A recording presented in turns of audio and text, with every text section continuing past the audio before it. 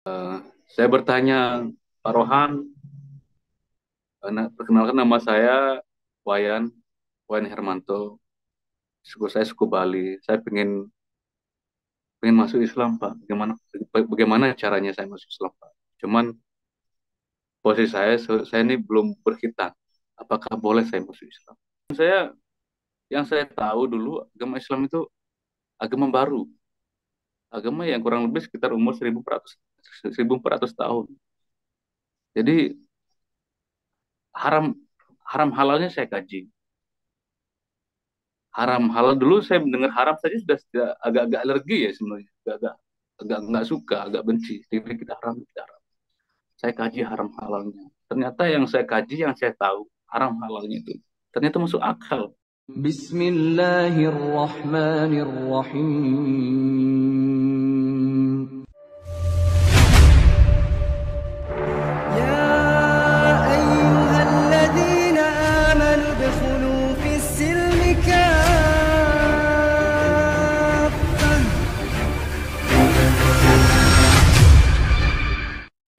Pak Pak Umar, saya dan tim izin bertanya-tanya untuk bagaimana kisah Pak Umar itu sehingga bisa memeluk Islam ya. Tahun Ya, berapa, kisah kronologisnya seperti apa gitu kan. Mohon silakan diperkenalkan Pak, eh, dari agama mana dulunya, terus latar belakang Bapak itu seperti apa gitu Pak. Tafadhol Pak. perkenalkan nama saya Umar Kosim. Sebelum Umar Kosim nama saya Wayan Hermanto, dan saya sebelum masuk Islam, dulu agama saya sebelumnya agama saya Hindu, dan suku saya suku Bali. Dan alhamdulillah alhamdulillah saya di, dikasih hidayah sama Allah. Eh, saya masuk Islam, saya masuk Islam sudah 2 tahun. 2 tahun saya masuk Islam. Alhamdulillah, berbagai ujian yang saya hadapi, pertama keluarga, kawan, pekerjaan, rumah tangga, bahkan anak. Kalau boleh tahu ujiannya apa Pak? Ujiannya pertama di keluarga. Keluarga, orang tua, bahkan adik saya tidak menyetujui saya masuk Islam. Nah, saya masuk Islam berawalnya dulu, sebelum saya masuk Islam di tahun 2012 dulu, saya posisinya di Denpasar, Bali. Saya bekerja di sana. Dulu iman saya dalam kehinduan saya dulu agak goyah, terutama dalam konsep ketuhanan. Ketuhanan yang saya anut dulu itu agak kurang kurang gimana ya, Mas? Ketauhidan saya kalau di Hindu, kalau Islam kan ketauhidan. Cuman kalau misalkan di Hindu, kepercayaan saya sama Tuhan saya sebelumnya mulai agak goyah. Konsep-konsepan Tuhannya, bahkan Tuhan istilah Tuhan kok beranak, Tuhan kok menikah, dan segala macam itu mulai mulai goyah. Cuma saya waktu itu masih istiqomah dalam beribadah di agama saya sebelumnya. Jadi setelah lambat laun, saya libur kerja, saya menyempatkan diri baca-baca di Gramedia, tempat penjualan buku. Saya baca-baca buku tentang agama saya sebelumnya, tentang Islam. Islam itu apa, seperti apa? Islam itu seperti apa? Nah, bahkan ada setelah pulang kerja, saya main-main, mendengarkan azan pun rasanya hati saya bergetar. Hati saya bergetar. Islam itu apa sih? Islam itu kayak gimana? Lama-kelamaan saya mencari tahu Islam, riwayat Islam, riwayat Islam, sambil saya baca-baca buku. Saya lupa nama bukunya itu apa, karena sudah lama. Itu perkiraan udah tahun-tahun 2013. Saya lupa nama bukunya. Saya selalu mengorek-ngorek tentang Islam itu apa, riwayat Islam itu apa. Dan yang saya tahu dulu agama Islam itu agama baru, agama yang kurang lebih sekitar umur 1400 tahun. Jadi haram haram halalnya saya kaji. Haram halal dulu saya mendengar haram saja sudah agak-agak alergi ya sebenarnya, agak nggak suka, agak benci. Jadi kita haram, kita haram. Saya kaji haram halalnya. Ternyata yang saya kaji, yang saya tahu haram halalnya itu ternyata masuk akal. Masuk akal, tidak ada yang bertentangan dalam kehidupan. Tidak ada bertentangan dalam keagamaan. Contohnya misalnya ya haram yang hal-hal yang seperti lumrah ya, lumrah di telinga orang-orang awam, sama haram masalah zina. Itu kan masuk akal. Jadi kalau diharamkan itu masuk akal. Khamar dan sebagainya itu masuk akal. Dan akhirnya begitu waktu berlalu dari bertahun-tahun saya mengorek, akhirnya saya menemukan eh, di dalam Al-Quran surat Al-Ikhlas itu ternyata Tuhan Tuhan itu esa, Tuhan itu tidak beranak dan beranak. Saya juga eh, akhir kelamaan mulailah saya yakin di Islam. Bahkan saya sholat di Masjid Polda Bali, saya sholat Jumat, itu sholat pertama saya, sholat Jumat jemaah pertama saya. Itu pun saya belum bersyahadat, cuma saya sudah yakin di dalam Islam. Itu pun sholat saya belum mengerti wudhu itu, urutan wudhu itu seperti apa, tata cara wudhunya seperti apa, tata cara sholatnya seperti apa, tata cara berpakaiannya seperti apa. Cuma saya ikut-ikut aja, ikut jemaah. Kalau jemaah sujud saya sujud, jemaah ruku saya ruku. Saya belum mengerti rokaatan dulu. Akhirnya lambat laun saya kadang-kadang juga terpanggil hati saya ikut sholat. Saya ikut sholat Masjid Polda. Kadang-kadang saya sholat sendirian di kontrakan saya, sholat sendirian. Sholat pun saya belum mengerti tata cara sama sekali. Wudhu pun saya mengerti. Cuman entah kenapa waktu itu hati saya terpanggil ingin sholat, ingin mendekatkan diri sama Allah. Lama-lama saya menikah. Setelah menikah, saya masih meyakini agama saya. Saya menikah dan punya anak, dan akhirnya istri saya dulu curiga, kok saya tidak aktif di dalam masyarakat, kurang begitu aktif, di pura pun kurang begitu aktif, bahkan makanan pun saya sering milih-milih, bahkan saya sering kalau saya pegang handphone pun yang saya dengar itu, yang saya cari itu tentang dakwah. Jadi istri saya risih lah dengan saya. Risih kelamaan akhirnya terhendus oleh istri saya. Nah, akhirnya kami cekcok dan kami berpisah. Habis setelah berpisah saya menduda. Alhamdulillah saya punya anak perempuan. Alhamdulillah anak hak asuh sebelumnya pihak istri yang merebut. Pengennya anak sama istri, diajak sama istri. Cuman setelah saya kaji hukumnya seperti apa, saya dekati ustadz, para kiai saya deketin. Ternyata ustadz saya yang saya kenal beberapa, tidak banyak saya kenal orang seorang ustadz dan kiai. Ternyata kawan-kawan pun menyarankan agar saya mengambil anak saya.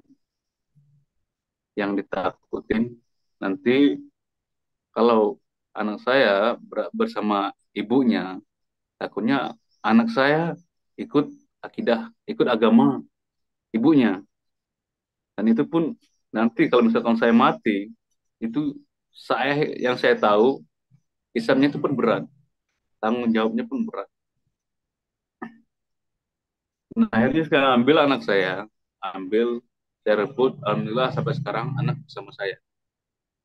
Dan lama-lama saya sering kucing-kucingan, sholat, dan saya pindah pulang di Sumatera. di Oku Timur. Keluarga saya tahu. Keluarga saya tahu bahwa saya sering keluar, sering sholat di masjid. Akhirnya kami cekcok dan saya pun diusir sama adik saya, adik kandung saya. Orang orang tua pun mengusir, tapi alhamdulillah ada seorang seorang kiai eh, menampung saya di sebuah pondok. Alhamdulillah sampai saat ini. Jadi kurang lebih itulah perjalanan saya. Pak Umar tuh cari tahu tentang Islam tuh nanya ke orang, sosial media atau baca buku atau yang lain atau gimana? Ya banyak banyak sumber yang saya gali. Di sosial media pun seperti itu saya gali, di buku pun seperti itu saya gali. Eh, dan beberapa ustadz pun saya gali, saya bertanya, dan saya bertanya pun apapun saya pertanyakan, bahkan salah hal-hal yang apa ya, hal-hal yang agak aneh dipertanyakan, saya pertanyakan karena kehausan keingintahuan saya, jadi saya pertanyakan, entah itu apapun mengenai Islam saya pertanyakan. Banyak sumber, banyak sumber yang saya ini. Bahkan karena itu adalah gimana ya penjelasannya? Itu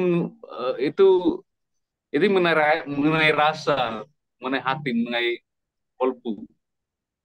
Jadi hati saya, keingintahuan saya tentang Islam dan nafsu saya keingintahuan tentang Islam itu luar biasa, luar biasa. Jadi banyak sumber yang saya gali. Berarti eh, sebelum masuk Islam juga Pak Umar itu kan tadi dari ceritanya sudah menikah dan sudah punya anak ya. Agamanya masih Iya, agama Hindu gitu ya. Lalu sampai iya. lalu ditakdirkan berpisah begitu Pak. Nah, setelah itu merantau atau pulang lagi ke Sumatera. Begitu. Iya, iya. Saya menikahnya waktu itu, saya posisi kerja di Bali. Saya kerja di Bali. eh, dan saya menikah, saya pulang ke Sumatera. Habis di Sumatera, saya balik lagi ke Bali. Saya bekerja di Bali. Di Bali setelah kami punya punya anak, kami dikaruniai anak, kami balik lagi di Sumatera. Kami memutuskan tinggal di Sumatera. Dan kami berpisah pun di Sumatera. Dan istri saya dulu, mantan istri, udah pulang ke rumah orang tuanya di Kelungkung, di Kusambel. Pak, pada waktu apa namanya bergumul ya hatinya bahwa Islam ini adalah agama yang benar, terus agama sebelumnya adalah kayaknya saya eh, menemukan agama Islam itu agama yang benar. Itu ada teman diskusi, terus lalu masuk Islamnya tuh di mana Pak? Di masjid mana? Terus dapat sertifikatnya di mana? Saksinya siapa gitu Pak? Alhamdulillah, karena dorongan dari hati, bahkan nafsu pun yang mendorong saya. Mungkin Allah sudah mengendaki saya, memberi saya hidayah. Itu saya sering kucing-kucingan dulu, saya kucing-kucingan sama keluarga, terutama saya ibu saya. Saya sering keluar, sering keluar. Keluarnya itu hanya ingin sholat. Itu pun saya keluar di rumah itu mencari masjid yang sangat jauh. Perkiraan jauhnya sekitar 10 km. Padahal di dekat rumah pun ada masjid. Tapi saya tidak mau sholat di masjid itu. Karena di dalam masjid yang dekat rumah, di kampung saya, itu banyak yang kenal saya. Jadi saya belum siap. Saya sering keluar. Akhirnya saya kenal dengan Mas Syarif. Itu Ustadz Syarif. Beliau adalah dulunya mondok di Jember. Dan ketika waktu sholat Jumat, saya belum bersyahadat.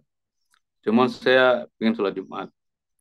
Setelah sholat Jumat, saya keluar di parkiran, saya naik motor. Sebelum saya hidupin motor, hati saya rasanya bergetar. Rasanya pengen masuk Islam terus. Saya berpikir. Saya berpikir dalam hati saya, ini tidak bisa seperti ini dalam hati saya. Saya harus saya harus secepatnya masuk Islam. Yang saya takutin, saya tidak tahu umur saya sampai kapan. Yang saya takutin, saya dengan mati dengan keadaan non muslim. Walaupun saya sholat. Akhirnya saya masuk lagi ke masjid, saya mencari imam. Imam yang mengimami sholat Jumat tadi. Saya samperin, alhamdulillah sambutannya bagus, Bapak Rohan Teguh Mulyo. Eh, saya bertanya, Pak Rohan, perkenalkan nama saya Wayan, Wayan Hermanto. Suku saya suku Bali. Saya pengen masuk Islam, Pak. Bagaimana caranya saya masuk Islam, Pak? Cuman posisi saya ini belum berkhitan. Apakah boleh saya masuk Islam? Alhamdulillah Pak Rohan itu sambutannya luar biasa. Dan beliau pun bersedia mensyahadati saya dengan ada saksi, dengan Mbah Hasim, saksinya saya lupa dengan Mbah siapa, saksinya tiga. Dan pada ada itu terus kami mengatur jadwal untuk bersyahadatnya. Alhamdulillah sekitar 2 atau 3 hari kemudian saya ke rumah beliau, ke rumah Bapak Rohan, Ustadz Rohan, itu di pondoknya pondok kecil. Dan disitulah saya bersyahadat, disaksikan para santri-santri yang masih kecil-kecil.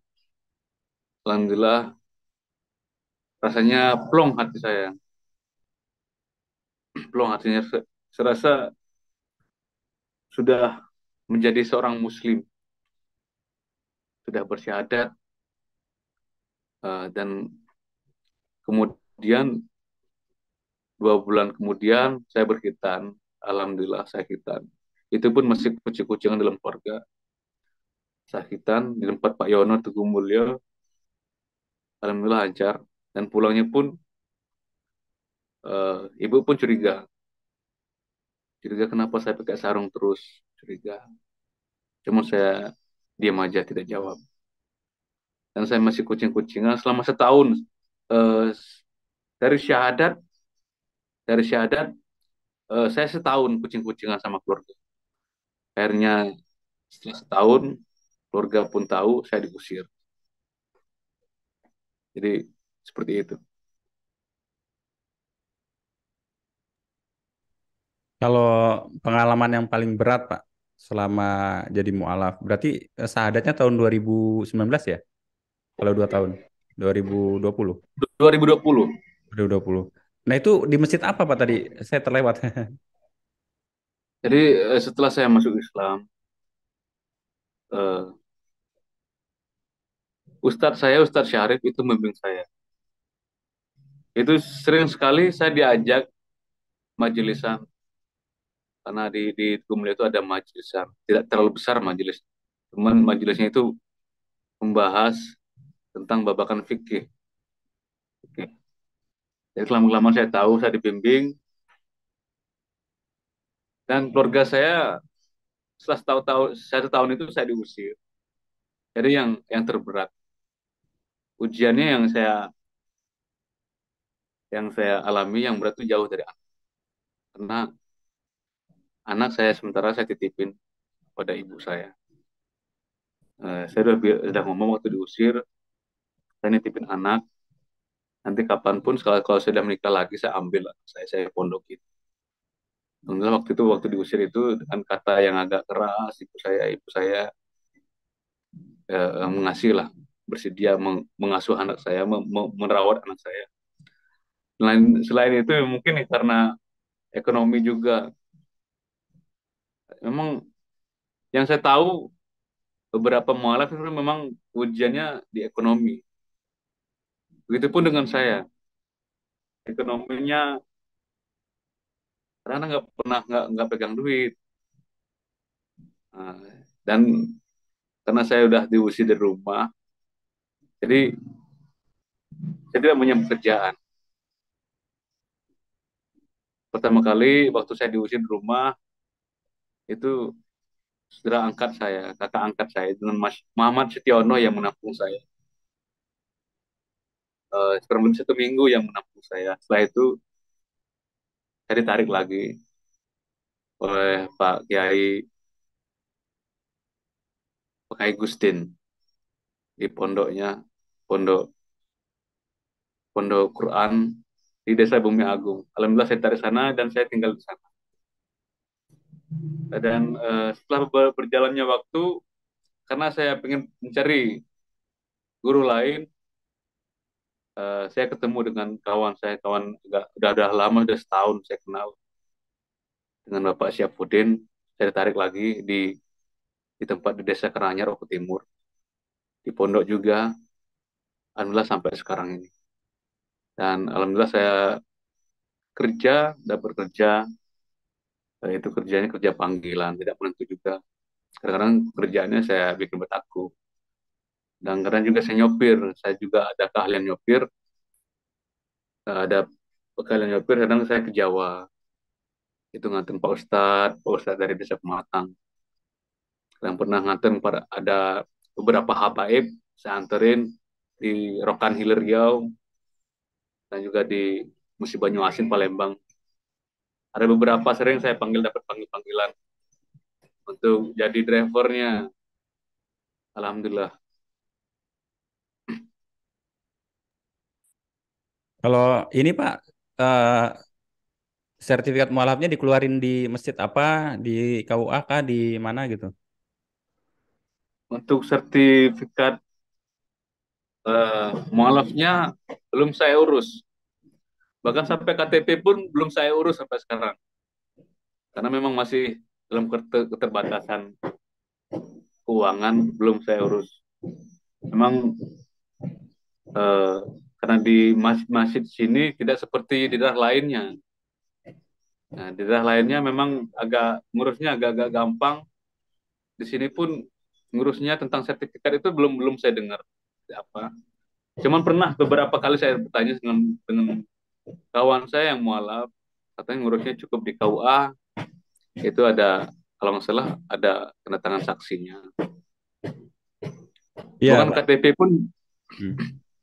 Iya Pak, karena kan begini, mungkin secara secara tidak tertulis Pak Pak Umar sudah jadi seorang Muslim nih dari tahun 2020 Iya, kan, jadi seorang Muslim. Eh, iya, sudah ada saksinya mungkin di sana ya, ada pembimbingan dan sebagainya. Cuma karena kita tinggal di negara yang memang ada dasar hukumnya gitu Pak, ya. iya, Saran kami, Pak Umar segera melakukan apa namanya proses administrasi ya tentang iya, kamulapan Bapak. Tadi betul kata teman Pak Umar, yaitu melakukannya bisa di KUA, gratis itu Pak, gratis di KUA atau di masjid-masjid terdekat atau masjid yang memang di situ ada pembinaan mualafnya. Sayangnya yayasan kami, Yayasan Indonesia Ngaji Cerdas itu kan di Bogor, sedangkan Bapak di Sumatera iya. Selatan. Jadi kita agak susah karena harus bertemu langsung ya. Saran saya Bapak segera saja mengurus sertifikat mualafnya, lalu dirubah KTP-nya menjadi KTP seorang Muslim gitu ya. Iya. Karena kita tidak tahu nih Pak, usia kita, umur kita di kapan gitu ya.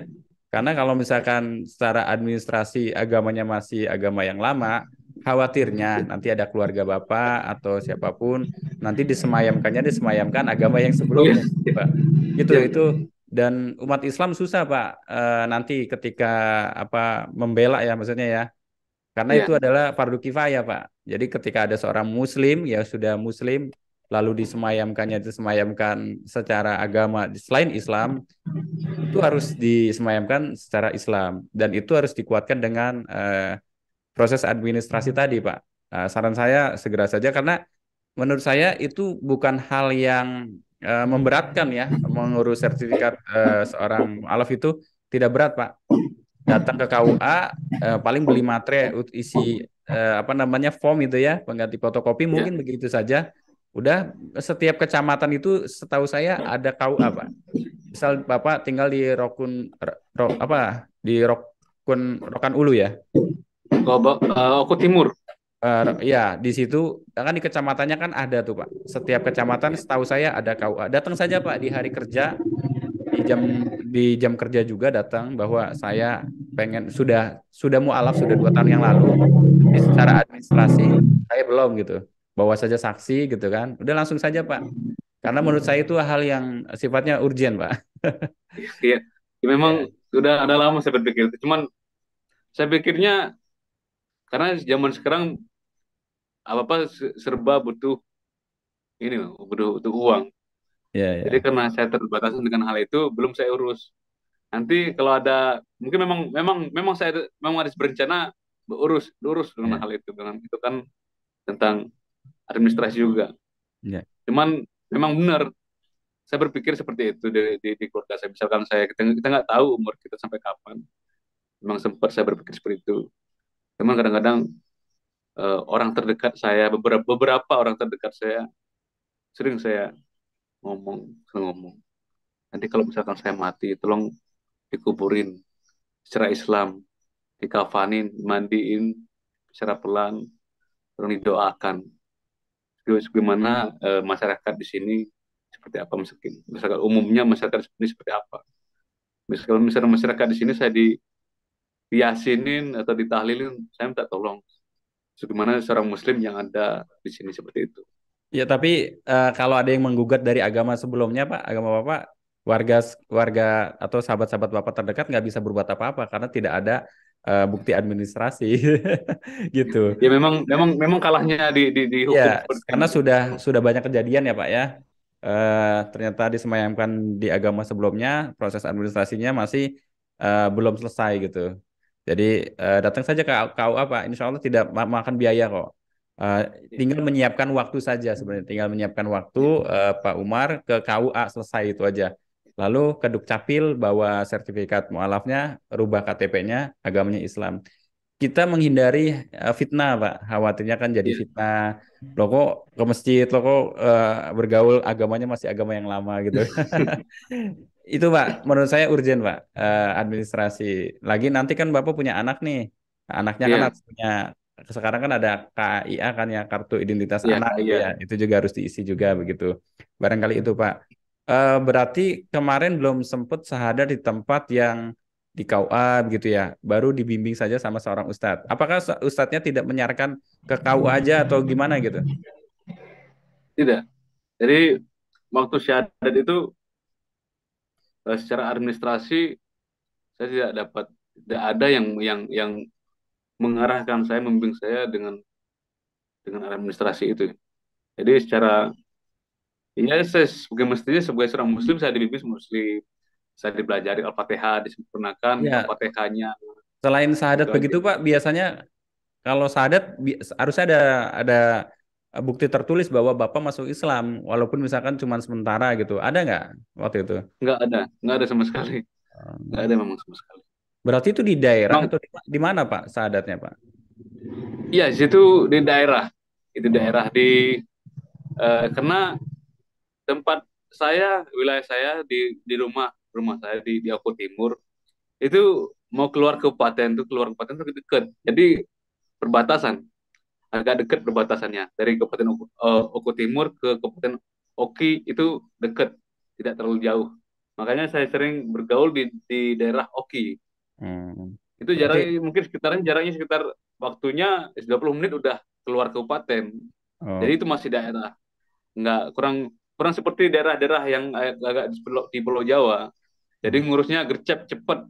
Oh. Itu pun orang ngurusnya pun beliau pun kalau setahu saya di daerah-daerah Jawa kalau ada yang mualaf itu dibimbing, diarahin administrasinya, surat-suratnya, identitasnya diarahin.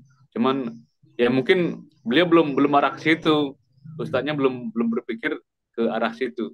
Ya. Yang beliau bimbing aja ke ibadah saya seperti apa, itu seperti apa, Al-Fatihahnya saya disempurnakan, ininya bapakan wudu, sholat seperti apa. yang wajib-wajib saya beritahu. Berarti kesulitannya adalah karena Bapak ini tinggal di daerah yang memang pusat pemerintahannya malah lebih dekat dengan kabupaten yang lain gitu ya. Iya, lebih dekat ke tempat yang lain. Jadi ya mungkin Jadi soal jarak Pak ya. Tapi mudah-mudahan jarak saya juga. doakan ya Pak ya. Mudah-mudahan nanti segera dilancarkan untuk mengurus sertifikatnya Pak.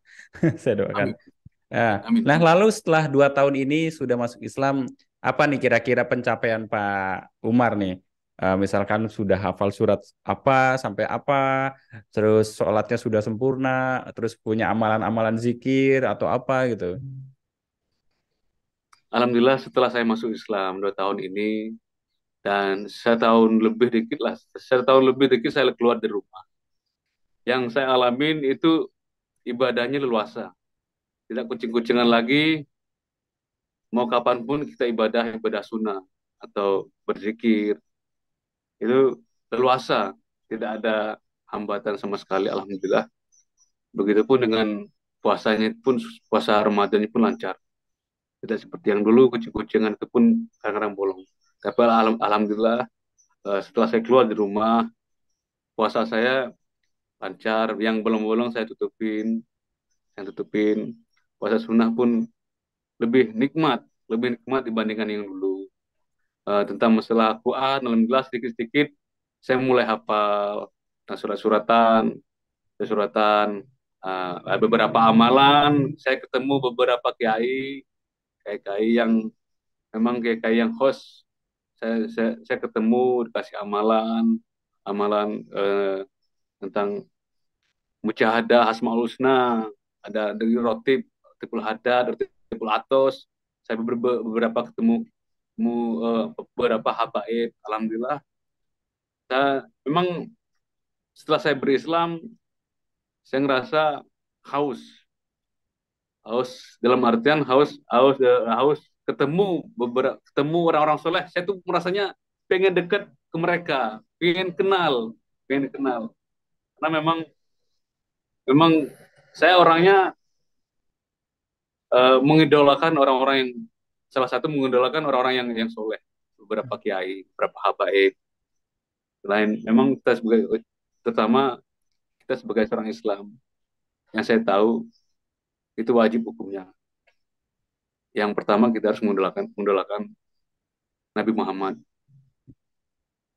Memang seperti itu yang setelah saya Emang apa capai yang untuk saat ini. emang apa yang dirasakan Pak? Kok senang berkumpul dengan para ulama habaib apa Pak? Emang tidak pernah didapatkan di agama sebelumnya Pak?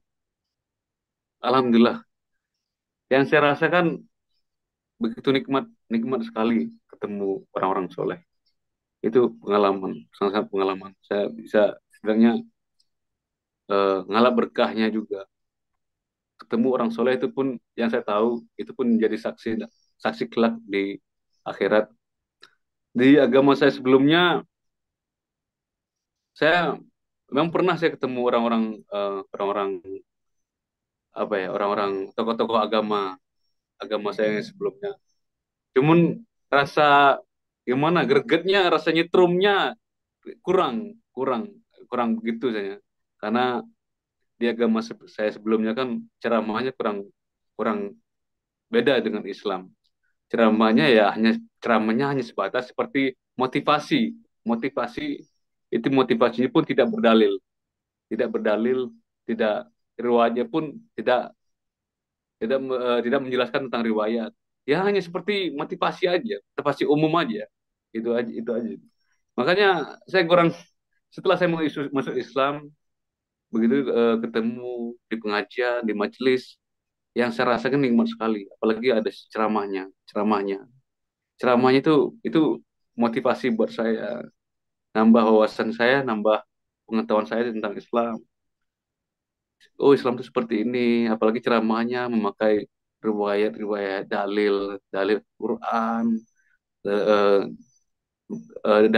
riwayat-riwayat para rasul, para sahabat, para tabiin, orang-orang ulama-ulama terdahulu. Itu menjadi wawasan buat saya. Ada ini nggak? Ada ceramah atau kisah atau khutbah yang Pak Pak Umar masih ingat sampai sekarang dan mengena gitu, bisa di-share nggak Pak? Ada, Pak. Yang saya belum tahu. Eh, itu saya tahu kurang lebih setahun yang lalu. Itu riwayat, itu ceramah yang ceritakan tentang riwayat Sayyidina Umar. Beliau dulu seorang non-Muslim, setelah didoakan oleh Rasulullah Shallallahu Alaihi Wasallam, beliau masuk Islam. Bahkan di Sayyidina Umar itu salah satu di antara para sahabat, salah satu idola saya. Makanya sekarang setelah saya masuk Islam, nama saya sekarang, panggilan nama saya sekarang di kalangan orang-orang Islam, nama saya Umar. Umar itu jasanya di agama Islam itu luar biasa. Sama jasa menghadapi malaikat mungkar nakir di alam kubur. Eh, Beliau juga jadi salah satu khalifah setelah wafatnya Rasulullah, dan Sayyidina Umar juga berjasa atas kalender hijrah, kalender Islam. Makanya Sayyidina Umar diceritakan perjalanannya dalam berislam itu luar biasa. Bahkan sampai menjadi khalifah Islam, perjalanannya luar biasa. Jadi inspirasi buat saya. Bahkan itu, makanya gimana ya? Saya sebagai seorang Islam, saya salah satu mengidolakan, salah satu dari sahabat saya mengidolakan beliau. Makanya eh, beberapa kawan, beberapa teman-teman saya menyarankan untuk mengganti nama saya, nama panggilan saya. Jadi kalau untuk nama administrasi, identitas itu masih tetap nama Wayan Hermanto. Jadi menyarankan teman-teman saya menyarankan untuk mengganti nama saya, akhirnya saya pilih Umar. Dulunya eh, teman-teman sih menyarankan Muhammad, cuman saya belum belum ini. Waktu itu saya menolak dengan nama Muhammad. Karena apa? Ya memang beliau, Nabi Muhammad itu junjungan kita. Cuman berat buat saya karena belum sesuai dengan akhlak saya, adab saya, bahkan ilmu saya. Cuman akhlak saya masih eh, akhlak dan adab saya masih yang masih terbawa, masih ada adab-adab non muslim saya masih masih masih ada sedikit. Cuman saya belum saya hilang. Bahkan sampai sekarang adab-adab non musliman saya masih ada, masih ada sedikit. Jadi saya masih mengendalikan gimana saya menghilangkan sifat itu sampai sekarang. Jadi belum sesuai dengan nama saya, nama Muhammad, dengan karakter saya yang masih masih banyak penuh dosa, penuh maksiat ini. Mungkin saya menolak. Akhirnya saya milih nama Umar. Itulah itu yang menjadi saya mendengar ceramah itu yang menjadi idola saya sama Sayyidina Umar. Masya Allah. Kalau ini Pak, kalau surat dalam Al-Quran yang sudah dihafal, sudah lafaznya sudah agak bagus, surat apa Pak? Itu kayak surat Ikhlas, Al-Fatihah kan wajib ya. Mm-mm. Al-Fatihah kan wajib. Karena Al-Fatihah itu yang tahu saya serbaguna. Mm. Tanpa membaca Al-Fatihah di dalam sholat itu tidak sah. Al-Fatihah, surat Ikhlas, Kulhu juga. Kulhu kan cepat kan, suratnya pendek. Mm. Kulhu, Terus ada surat lain Falak, nggak? Falak. Ada surat Gimana? ada surat lain nggak? Yang Surat-surat lain, surat Al-Baqarah masih masih bisa belajar. Oh, karena sejarahnya agak panjang. Yasin udah Surat hafal. Yasin belum, masih Yasin belum panjang. Oke. Masih di ini masih di surat-surat pendek yang saya masih hafal. Karena lidah saya masih, daya tangkap saya masih lemah buat untuk menghafalkan Al-Quran itu masih masih lemah, karena saya kan masuk Islamnya kan karena sudah dewasa. Jadi di pondok pesantren kami, nah itu ada anak kecil yang baru masuk masuk pondok. Itu beliau tuh udah juz amma, udah khatam juz ammanya daripada saya. Padahal saya yang baru masuk, beliau saya yang sudah lama masuk masuk pondok, anak-anak kecil itu udah baru masih baru-baru tapi udah khatam sama. Jadi saya yang tahu itu saya kaget. Kok saya ini malah kalah dengan anak kecil.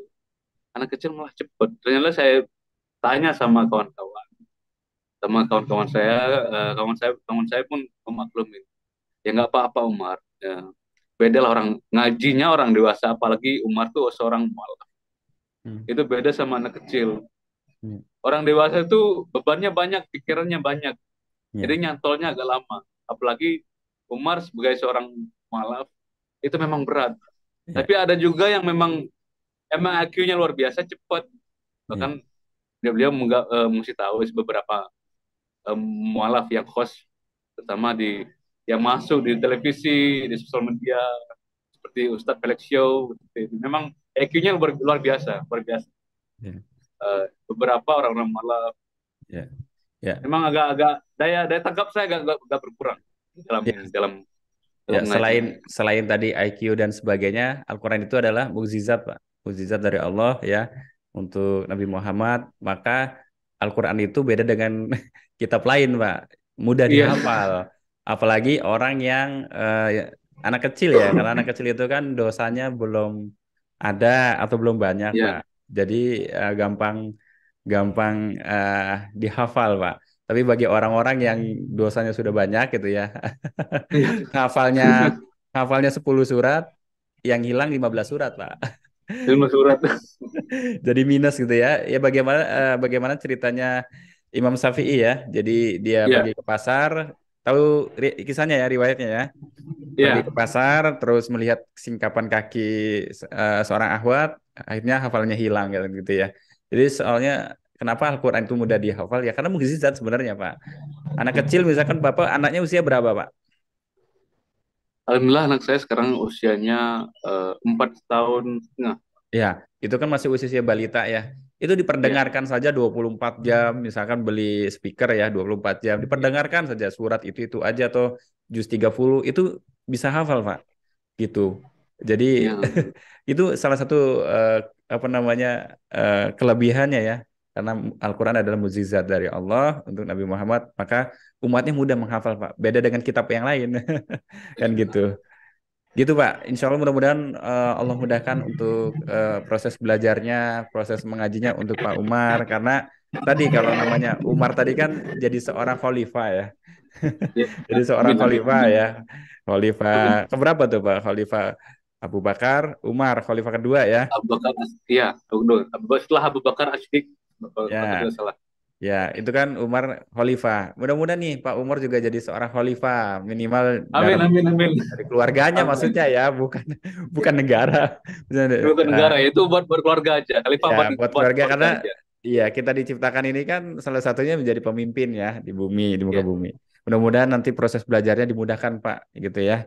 Insya ya, Allah. amin, amin, amin. Nah, lalu saya terkesan dengan eh, seolah Pak Umar nih menemukan oase gitu ya, menemukan kalau dulu mungkin Fata Morgana ya di agama sebelumnya. Ya, Wah, saya punya kesulitan dan sebagainya. Saya mau beribadah ternyata zong gitu ya. Tapi kalau dalam Islam menemukan ujian, kesulitan-kesulitan atau apapun itu berat dalam ujian hidupnya Pak Umar ketika Pak Umar taqarrub ilallah mendekatkan diri kepada Allah. Pak Umar mendapatkan ketenangan walaupun nggak dapat materi tapi deket sama ulama-ulama saja sudah kayaknya saya melihat tadi wah kayak enak gitu, tenang gitu ya. Bahagia karena itu salah satu qanaah namanya kita bisa menerima apapun yang diberikan oleh Allah Subhanahu wa taala gitu. Kalau di Islam itu agama itu bukan agama ritual, Pak Umar. iya, benar, benar. Bukan agama ritual, tapi agama mikir ya dan Iya, agama benar. yang harus dilakukan dan harus didakwakan gitu ya.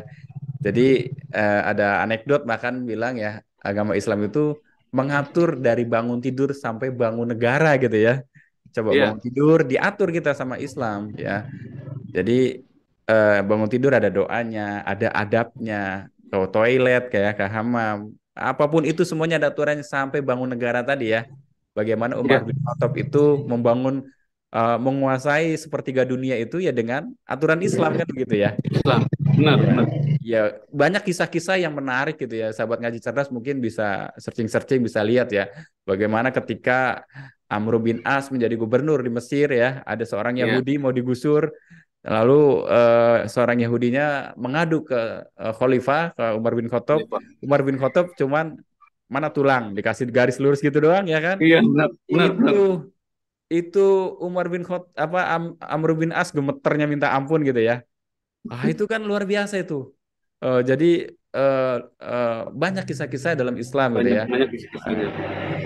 Nah, pertanyaannya gini Pak, kan Pak Umar sudah mengikuti kisah-kisah, terus ceramah, khutbah-khutbah, terus kajian-kajian, majelis-majelis. Berarti sudah ada sakofa, sudah ada knowledge tentang Islam sedikit sedikit gitu ya dari tahun Ya, 2020 sedikit-sedikit. ya Masih masih 2022. belum banyak. Ya, pertanyaan saya itu cuma satu, Pak. Eh, apa, Pak, pendapat Bapak itu tentang Islam kafah, Pak? Silakan, Pak. Jadi, jadi Islam tuh yang tahu semua diatur. Adabnya pun diatur. Hal-hal kecil yang saya tahu, hal-hal kecil, kalau kita tidak mengkaji dengan hal itu, tidak kita kaji, kita gali, hal-hal kecil seperti minum pun kita itu diatur. Minum itu seperti apa? Cara berminum seperti apa? Misalnya minumnya kita pakai tangan kanan, Bismillah atau bacaan Bismillah, teguk sekali, nah, habis itu teguk lagi Bismillah, itu pun sepertinya duduk. Sunah-sunah lainnya berhubungan badan, maaf ngomong dengan suami istri pun ada adabnya. Ke toilet pun kita buang air pun ada adabnya, itu diatur oleh Islam. Seperti kita buang air itu seperti apa setelah kita cuci, kita berdegem, berpakaian pun yang saya tahu itu diatur oleh Islam. Ini apa namanya auratnya dari mana, batasnya dari seorang laki seperti apa, itu tentang berpakaian. Semua hal diatur. Bahkan sandal pun kita sepele ya, saya tahu ya. Sandal putus satu pun itu diatur oleh Islam. Sedetail itu Islam. Kita kalau mengkaji dengan akal kita, itu luar biasa. Cuman kalau kita mengkaji dengan hanya hanya nafsu, hanya dengan nafsu, Islam ini, apa Islam seperti ini, semua dikekang oleh Islam. Padahal tidak seperti itu kalau kita mengaji dengan benar-benar menggali dengan dengan akal ya, dengan akal kita, akal yang benar-benar yang bagus ya. Jadi Masya Allah, luar biasa. Islam itu luar biasa. Sedetail itu Islam. Semua diatur oleh Islam. Itu aturnya dengan kebaikan. Sunahnya pun sunahnya banyak. Jadi menghadapi keluarga pun seperti itu, orang tua seperti itu. Luar luar biasa, luar biasa. Masya Allah. Eh, apa namanya? Berarti memang kita itu hidup harus ada pedoman hidup ya, Pak ya. Dan Ya, Pak Umar menemukan itu dalam Islam ya, Pak. Gitu. Pak Wayan, sebenarnya masih banyak yang ingin saya bincangkan dengan Pak Wayan karena mungkin kondisi dan waktu yang mungkin membatasi kita karena Pak Wayan juga ada aktivitas lain. Kita iya. lakukan bincang diskusi ini di siang hari, sahabat ngaji cerdas gitu ya, dan ditayangkan di malam hari. Jadi Iya. mohon kemaklumannya jika masih banyak cerita atau pertanyaan yang terlewati. Insya Allah mudah-mudahan Iya. di lain waktu jika Allah berkehendak kita akan jumpa lagi Pak Umar ya. Amin, Mungkin amin. ada pesan nggak untuk kita, untuk saya pribadi, untuk teman-teman, sahabat ngaji cerdas yang mungkin nonton video ini, Pak ya, karena semangat kita berislam ini beda-beda, Pak. Iman kita naik turun fluktuatif. Ada yang hari ini imannya tinggi, ada yang mungkin besok imannya turun, bahkan ada yang insya Allah istiqomah.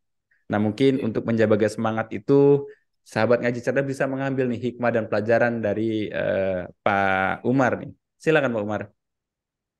Ya, Alhamdulillah ini channel ngaji cerdas luar biasa. Ini menjadi ladang juga. Ladang eh, bagi sahabat-sahabat ngaji cerdas, ladang amalnya, dakwahnya. Ini pun jadi orang-orang yang belum tahu jadi tahu dari kalangan para orang mualaf atau orang-orang muslim lainnya. Oh, ternyata seorang mualaf itu perjuangan seperti itu. lahir dari Islam pun tidak mensyukuri atas seleluasa yang diberikan, waktu leluasa yang beribadah seperti seorang mualaf. Jadi kita ini ngaji, sahabat nyari ngaji cerdas ini luar luar biasa. Ini patut patut kita dukung, apresiasi. Saya ingat juga, saya pernah memang pernah saya di ngaji cerdas ini, saya pernah kutip di channel di YouTube. Cuma saya tidak mendalami, hanya sebatas saya tonton cuma just lewat saja. Tapi alhamdulillah, semoga ngaji cerdas ini sangat bermanfaat maupun di dunia dan akhirat. Dan saya juga sebagai seorang yang masih fakir ilmu, fakir adab, untuk sahabat-sahabat Muslim, saya minta doanya agar saya bisa istiqomah dalam Islam, bahkan mati pun dengan agama yang Islam. Masya Allah. Mati dengan kalimat La ilaha illallah La Muhammad ilaha illallah Rasulullah. Muhammad Rasulullah SAW. Itu sahabat ngaji cerdas, kisah dari Pak Wayan. Mudah-mudahan ya bisa mengambil hikmah, karena channel ini didirikan atau dibuat untuk menebar manfaat, ingin mencerdaskan umat gitu Pak, insya Allah ya. Jadi kita menghindari arena debat dan semacamnya, insya Allah. Sahabat ngaji cerdas, hidup bagi seorang Muslim adalah sebuah perjalanan. Maka kalau kita melihat perjalanan dari Pak Umar, dari mungkin agamanya, dari agamanya Hindu, Hindu ya Pak? Dulu Iya, agamanya. Hindu. Dari agamanya Hindu, lalu menjadi seorang Muslim, alhamdulillah, dan doakan proses administrasinya menjadi seorang mualaf itu diakui oleh negara ya, karena KTP-nya masih agama Hindu. Doakan karena mungkin jarak dan waktu, karena Pak Wayan ini harus mencari maisah ya, menafkahi anaknya dan dirinya. Doakan mudah-mudahan lancar ya, supaya nanti kita tidak tahu nih apa yang akan terjadi ke depan gitu. Sahabat ngaji cerdas, jangan lupa subscribe dan nyalakan tombol notifikasi sebagai dukungan sahabat ngaji cerdas terhadap channel ini untuk terus berkembang ke depannya. Jempol ini menjadi sangat bermanfaat ketika digunakan untuk memberikan hal-hal yang positif. Salah satunya untuk men-share link-link channel-channel dakwah, termasuk ngaji cerdas atau channel-channel lainnya, silakan ya. Karena betul kata Pak Umar tadi, ya, karena semua orang mempunyai kapasitasnya masing-masing. Di channel ngaji cerdas atau channel-channel dakwah lainnya mempunyai kapasitas untuk memberikan konten-konten yang edukatif. Lalu sahabat ngaji cerdas mempunyai kapasitas untuk ikut menyebarkan kebaikan ini. Barakallahu fikum jami'an. Assalamualaikum warahmatullahi wabarakatuh.